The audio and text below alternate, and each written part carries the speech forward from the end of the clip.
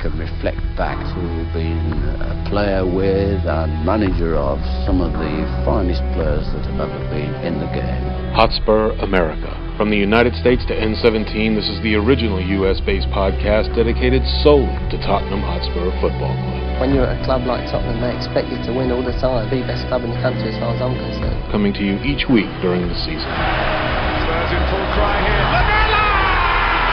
Oh, what a goal! And Christian Eriksen has scored! I hate Arsenal. I just hate them. Oh, what a goal! And Gaffer has put Tottenham in front! Kane comes to the Emirates, scores for Spurs. We're the Yids in America. Carried away, but Dents is there to tap in! To dare is to do. Tottenham Hotspur turning on the style. Glory, glory night at White Hart Lane. The Spurs are still marching on. This is Hotspur America. Kane hat trick. I mean, that's... Well, yeah, we started off with that funky formation. Fox had us as playing 4 at the back, but that's not how we played when you saw Aurier playing out on the right, and he was just out of his depth as a right wing back.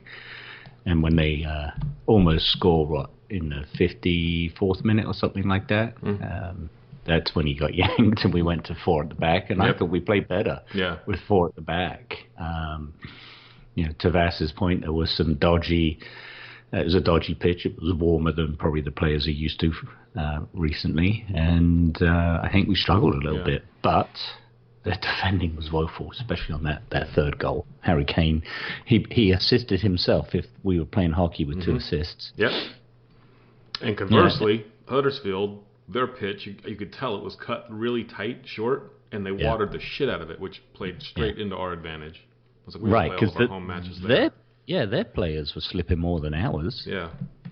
And again, you talk of a game of 2 halves. That second half is boring as shit. I was falling asleep. Yeah. But I think that's the game plan. I mean, go out there. You're coming back from Champions League and travel. You're on the road again. Go out there, get the cushion, and then just, pass it around and don't do anything stupid second half and don't risk injury. And, we got to keep thinking, Poch is a game plan. We expect us to go out there and do 90 minutes of silky smooth Tottenham play all the time. That's not what he's going to do. Yeah. He's going to do it for his needs, the team's needs, to get us over the hump, and then it coast it. Yeah, but do you think you saw him yesterday on the touchline just screaming at players in the 80th minute, like they weren't doing anything and had opportunities to do better, and they didn't do shit. Yeah, I mean, if it's certainly his game plan is to just strangle the life out of the game, we certainly did that. There was no life, but it was sloppy as well. Play the music again. I like that. We'll get started as we do that. I like this. Make sure it's not too loud here. Wake everybody up. Just the 2 of us. Grover Washington Jr. and Bill Withers. I'm sure this song has been done by a gazillion people. And this is right up Pete Haynes' alley, this music. He loves a little bit of soul and jazz and old school soul. And this is right there. But I got this off a jazz album. I'm sure there's a lot of our listeners out there that probably dig this. Yeah. But that's what it is today, just the 2 of us. Sam, Bass, Tim all have either travel plans. I think Tim's on an airplane, actually. Bass is probably watching the Dolphins game, which I don't blame him for that one bit. Season 4, Episode 10 of the Hotspur America podcast. That's what we are. Simon is with me today. Simon, how are you? Good morning. Yeah, playing a little DJ, spinning some discs for you this Sunday morning. Right? Those disc spinning tunes brought to you by the Community Beer Company, the perfect pub pint to share with your mates. We have a little bit to talk about. Just the 2 of us this morning. It'll go rapid. What we are going to start with, Champions League, and why wouldn't we? Harry Kane hat trick. I believe that's his 9th for the club in his career. Apoel certainly had chances in this match and not capitalizing cost them. They hit the crossbar at one point, and they had some other opportunities throughout, but dominated by Spurs chairs. What do you think? Yeah, I mean, you're talking about the chances that they had before we scored, or again, trying to recall if this particular one was after we scored, but Hugo's clearance that hit Sanchez, that for a moment there you thought that was going to roll into the path of the oncoming Apoel player, or just roll into the net. Fortunately, it went wide, but and neither he nor Hugo were able to get back in time to stop it from going out or going into the net. But that was gave the old heart a bit of a flutter, and it was a great opportunity that I can't remember the name of the forward that had that chance that hit the crossbar, but he had Belgian kid, yeah, he had Toby beat, and we can talk about how did the players fare, but I thought there were times in that game where some of our players weren't as switched on as they should have been. I think Toby was caught a couple of times in position. Second half as well, there was one opportunity I saw where I think they had the breakaway down their left wing, and Toby kind of went into no man's land covering the front post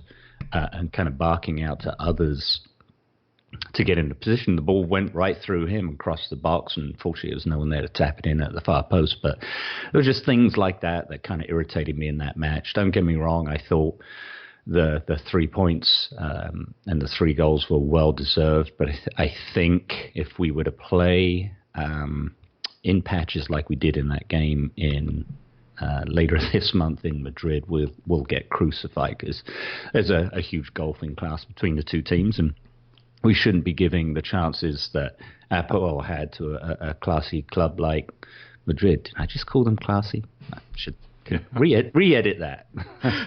Yeah. But, they're defending on the goals, particularly the third one, where Harry was just unmarked. You just don't do that to a player of his caliber. No. He was completely unmarked. He set the ball up to himself. I mean, he's the one who laid it off to Trippier. He's got his arms waving for it on the return, and Trippier put it right where it needed to be, and it was an easy header. And I'm looking at their defenders on the replays going, what were you thinking? So... You mentioned Hugo's distribution issue that he had. As a whole, is that the biggest concern we have with Hugo? I mean, we're picking at things a little bit here, but for me, his distribution, his we see it 4 or 5 times a year, to where it costs us goals at times, and in turn points. Is that a concern for you? No, not really. I think a sweeper keeper and relying on his sharp thinking, and if anyone has ever played any kind of level playing goalkeeper, that's one of the toughest calculations to make on a split decision, is that loose ball coming into that final third. Can I make it from my position and not jeopardize the potential for a goal to be scored? And it's very tough to have to do that. So you run the risk of that ball going into a place you don't want it. I think, didn't he have that situation in it was either City away or Liverpool away last year? Yep. And it put him into trouble, and I think in that instance it did cost us a goal. But I would rather have someone that's taking that risk versus the flip side, which is their man in a one-on-one situation. The advantage is probably always going to be with the forward at that point and not the goalkeeper. So I'd rather he take the risk and get the ball out of there. His distribution from back passes, every now and then, I think every goalkeeper has an opportunity where that ball may not go where they want it to. It's the pressure applied to them by the opposing team. We do that very well, and I think we do it more to other teams than it happens to us. So I'll leave it at that. Yeah, and it seems like the MO against Spurs is to try to do to them what they're trying to do to you. So a lot of teams we're seeing are trying to press us, and Huddersfield did yesterday, and we'll get into that match a little bit too. But Apoel at home, they realize that if they're going to have any kind of a shot at getting out of this group stage and not just sit there and enjoy the ride, they have to press. They have to be attacking minded, and that hurt them. We were able to play counter-attacking football in that match, and I thought it was really well. And I misspoke earlier. I said the Belgian kid was the one that hit the crossbar. I think it was that Stathis Alonithist, and I'm glad Vass is not here because I just slaughtered that guy's name. The guy with the neck tattoos and the ponytail, like 5'3", and right. He was a handful. He was absolute handful. You know what it reminded me of? It reminded me of when we played Ah, crap. That Ukrainian club, and Konoplyanka was on the wing and just giving us all sorts of fits during Europa League about 4 years ago. Yeah, I think he really exposed Aurier and gave him a torrid time out playing right wing back. So let's talk very, very quickly on that lineup, because I watched the game delayed because I was working. I didn't get an opportunity to watch it till late. And of course, whenever you rely on Fox to give you the information, it's fake news. So I think the lineup they showed us playing us with a flat back four. But then I really didn't pay attention as it was flashed up on the screen. I was just looking to see who was playing rather than look at the formation. And when I'm watching the game, I'm like, why the hell is Trippier out on the left? And then I realized Aurier's playing on the right. I'm like, oh, it's not four at the back, because I think was it Vass who called that Ben Davies would slip in playing the left side of the back three, which he did. He did, yep. And I tell you, Aurier playing right wing back, not a good idea. And I'm not surprised he got yanked second half, because I think the geezer's name you just said, that one run that came down, I think, 10 minutes to the second half, and that was it. Aurier was done because he just was not backtracking enough to provide that cover down the right. And it's an exercise. If he's been doing well at that position for PSG, that's great, but it's not working for Tottenham because he was getting caught far too far up the field and not being able to get back. And yeah, he's got speed, but you run the risk of putting your back three in a tough position. And maybe, the Apoel player was just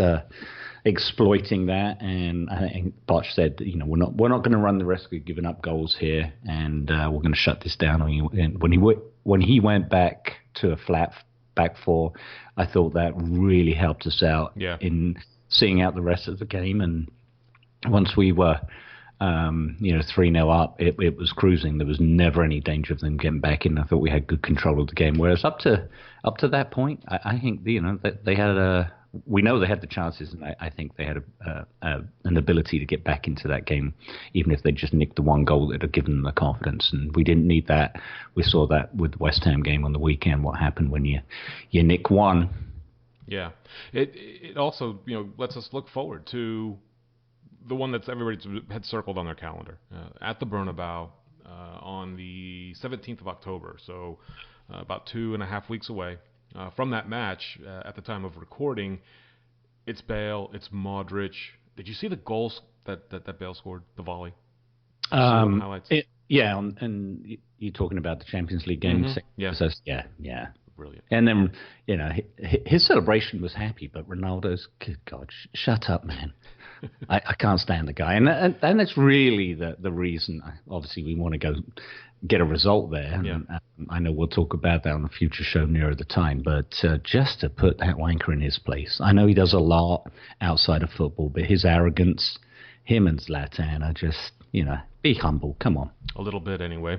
But I look at that match, and I have this one circled on my calendar. I'm anxious to see how the squad reacts to going to a stadium similar in capacity and maybe even a little bit more than Wembley, but a completely different environment. And they know the magnitude. It will be the game of the day. I can't imagine that there's another game out there that anybody else would want to show other than this one. And when you look at the way that they play, it's not an impossible task. I don't think that they've been the best team in Spain in that league this year. They've struggled. What was it, Avante or somebody that they recently lost to at home on a late goal? They've had their struggles. And when I look at how we match up with them, you talk about matches being won and lost in the midfield.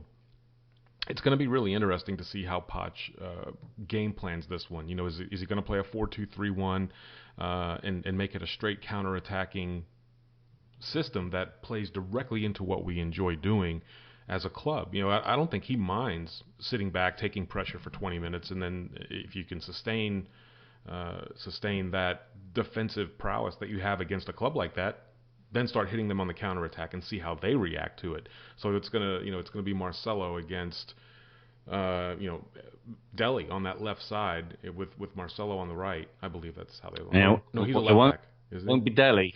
It's his last game. Oh, of that's right. It's suspension. his last game of suspension. Yeah. So you got Sonny and you got